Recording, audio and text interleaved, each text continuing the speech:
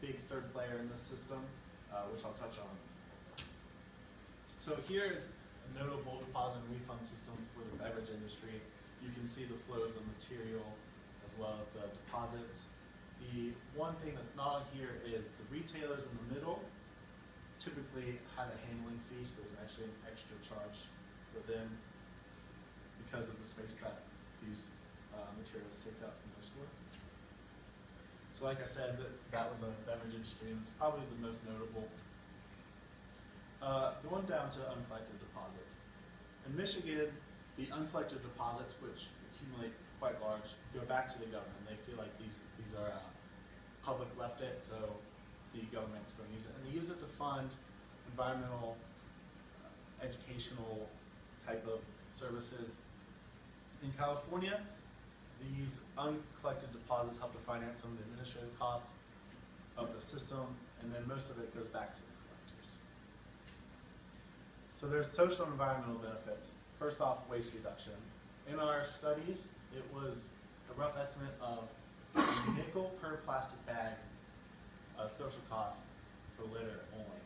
And so reducing litter through plastic film is great for the environment, as well as saving wildlife, like Emma mentioned earlier, the sea turtle example, and the biodiversity and the ecosystem services that offers. As well as job creation. In the United States, there's 1.1 million US jobs, so it's $236 billion in revenue based on EPA data for the recycle and reuse industry. So now I'll turn it over to Evan for our solution. So our deposit and refund system for flexible plastic packaging is called CentroHub. The picture you see before you is an example of an ideal location for CentroHub. It's a mix of commercial and industrial space. We'll have a small storefront with a counter and a small office for the manager and the administrative assistant. But besides that, it'll mainly just be storage space and a baler, a forklift, and then a table to sort the plastic on. How this system would work is it starts all the way back to the consumer consuming plastic packaging. Then they must choose to separate this and then to aggregate it into appreciable amounts to get a decent sized refund, since the refund is, I guess the refund was less than a cent per gram, but we're using metric for this. So what we suggested people do to have a social impact with their plastic packaging is to have aggregation points at organizations such as churches, schools, or even businesses. And so individual families would aggregate them there, and then we would have someone from that organization take it to CentroHub. At CentroHub, our workers would go through, sort to make sure that there's no contamination in the plastic. It would be weighed, and then they would get their refund based on the weight of the plastic. Then it would finally be baled for transport to our recyclers. Going back to the deposits, how the deposits would work is there's two different solutions. One, it could just be a flat fee based on the type of plastic packaging, or we could do by weight. And what this would require is an online catalog of different types of plastic packaging, and then this would require additional administrative oversight to keep this catalog updated and to oversee the correct refunds occurring. Moving on to the value chain, that we had looked into two companies that could help us. Our first choice was Plastic Recyclers Inc. in Indianapolis, and although we would have to ship it for about $800 to Plastic Recyclers Inc., we would get about $5,000 per full tractor-trailer load of plastic. But since it's a low-grade plastic, since it's going to be all mixed of different types of like polypropylene, polyethylene, that we don't know if there's how much of demand there is, and so if there's no demand, Trex company would pick it up for free and recycle it and put it into their recycled wood decks and such. So there would be some required consumer engagement. The two ways that we would want to go for this is for millennials and other computer-savvy people.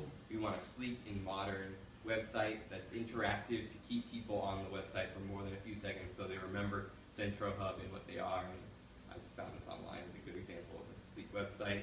We also, for those who are not computer savvy, or don't have computer access, if we move this out to the rural areas, is to use posters that would be bright and colorful to let people know who we are, what we do, and where to find us. So going on to consumer education. There will be some consumer education because recycling culture in Latin America is not as strong as it is here in America. So I'm going to go and show you some data for that. In America in 2012, that aluminum recycled was about 54%, glass was at 34%, and PET plastic was at 30%.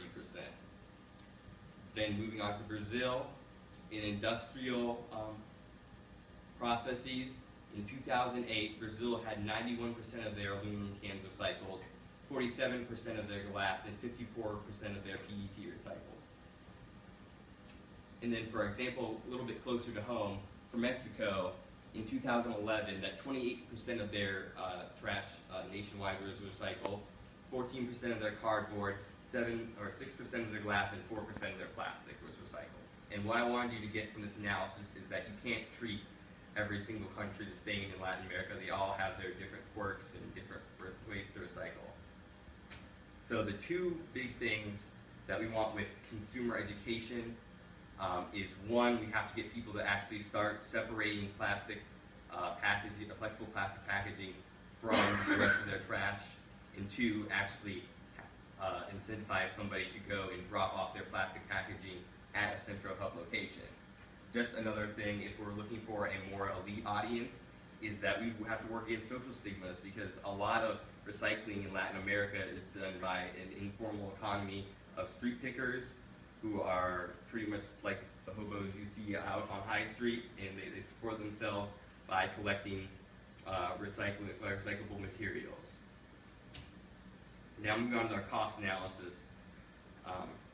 One of our difficulties was finding data from Latin America, so we decided to just have a hypothetical location in Westerville, Ohio. So starting with our cost analysis, the most important thing is we need a baler. We gave a few examples, but our preferred choice is the B3060. B6030. It's the B6030 because the size, I just learned yesterday, was the standard for the industry, so that would be definitely probably the one we want to go with, even though it is a little bit more expensive than a mini baler. But for have a larger size bale, we'll need to get a forklift, and so that would cost anywhere around like $30,000 to $38,000. The one I got priced was $33,000. And then finally, we do need scales to provide the correct refund for people. Okay, so now moving on to payroll.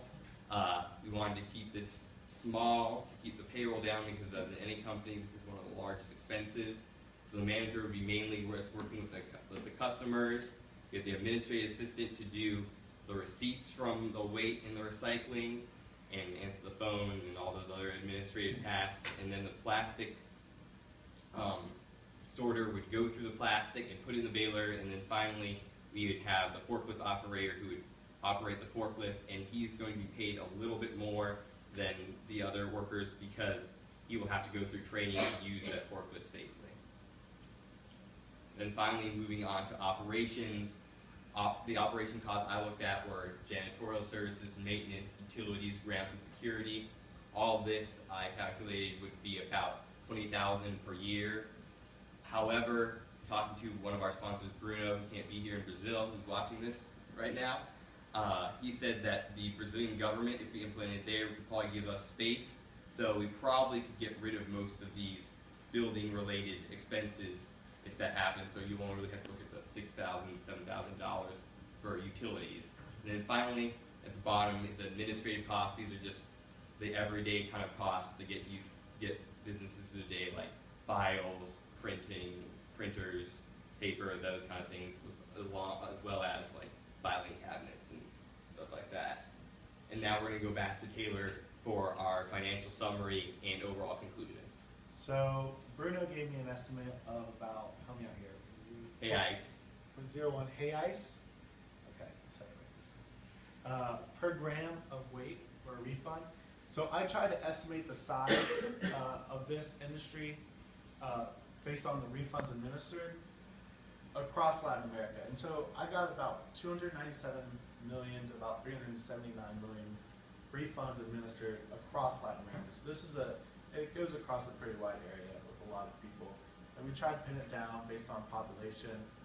Just a Guatemala refund revenue would be roughly about $6.9 million. However, these consumption and weight estimates are based off of the U.S. recycling, which is a voluntary system. We hope a deposit and refund system would add more incentive so that these numbers would actually be much higher. This is a table that I came up with. I had to work a little backwards here to try to find how much deposit and ultimately how much uncollected deposit or revenue for this system would be. On the left-hand column, just percentage of uncollected material that we did not back into our system, assuming that all that material is all the material of the system. And so on the right column is the revenue. So it can get pretty large. And the overall cost of opening a central hub location and operating it for 1 year is about $192,000. And we could estimate to make about $5,000 off a truckload of this post-consumer material if we decide to sell it as another way of living. And the benefits for Dow. So unlike other means to reduce litter, such as taxes and bans, from my research, there's no real decrease in quantity demanded. So with taxes, an increase in price typically drives demand down. However, when there's a deposit and refund system, demand stays pretty steadily. So there's no loss of revenue here from on Dow's end. And there's also a branding advantage, taking responsibility of products that possibly they created. And we also wanted to really drive home the point of adding a social benefit. We want to cover the three prongs, the triple bottom line. And we're going to try to educate people that work within our system to really adapt to social institutions and direct their refunds that way. We were really looking at public schools, nonprofits, churches, etc., in hopes that these refunds could add an extra bit of revenue so people can buy more books, increase the human capital in these countries that are fairly low, and really spur the consumer nature there.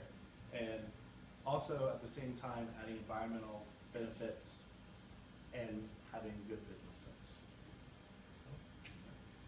Any questions?